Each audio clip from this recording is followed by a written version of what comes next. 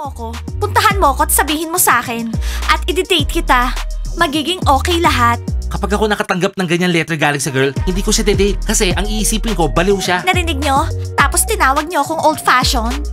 Makinig ka, Maya. Hindi lahat ng boys, katulad ng mascot mo, halata naman na rebel tong si Johnny. Nat, ano sa tingin mo? Diana, isulat mo na lang yung gusto mo. I don't care. Nat, maniwala ka. Kapag pumunta siya dito at niyaya ka mag-date, you will care. Idagdag mo din na yung mga bunny friends niya gusto yung love is gums. Kitty, baliw ka ba? Meron ka namang sakat. Eh di siya yung pabilin mo ng love is gums. Okay, gusto ko ng marami. Girls, tama na nga yan. Okay, Diana. Etong stickers na to, yung heart. Nat, magsusulat muna ako ng letter tapos ilalagay natin yan.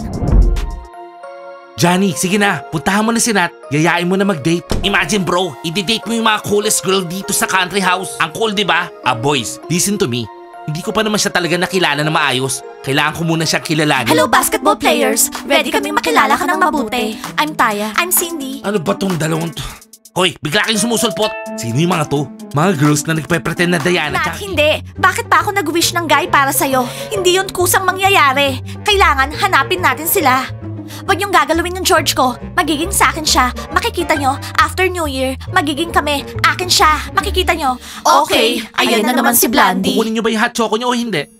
Yes. Naaawa naman ako sa mga frogs. Dalawa lang sa kanila yung may boys. Girls, pagod na ako sa kakahanap sa mga basketball players. Oo nga girls, para naman adventure to. Eh wala naman sila dito eh. Mascot, hanapin natin, makikita natin. Oo, kapag naghanap ka, makikita mo. Pizza Ice, pwedeng pakibilisan yung hot chocolate namin? Oo, we have to go. Tinakbuhan na kayo ng mga basketball players nyo. Ha, nakakatawa. Girls, bakit masasaya yung mga frogs? Nagre-ready silang matupad yung wishes nila. Alam niyo, girls, walang mangyayari sa mga ahas na yan. Eto na yung hot chocolate nyo, girls. Thank you, Pizza. Thank you, Ice. Hindi ako nandito para maglaro. George, hulihin mo sila. Nagyayaya ng away kanina eh. Oo, tama yun. Pero kami ni Kev, relax lang kami. Nakontrol namin lahat. Guys, dapat lahat nasa pink house gaya ng pinag-usapan. Doon, may nagbabantay sa inyo. Oo, bakit kailangan ko pa kayo hanapin saan-saan? Ano ba yan guys? Palpak na naman oh. Guys, akong bahala dito.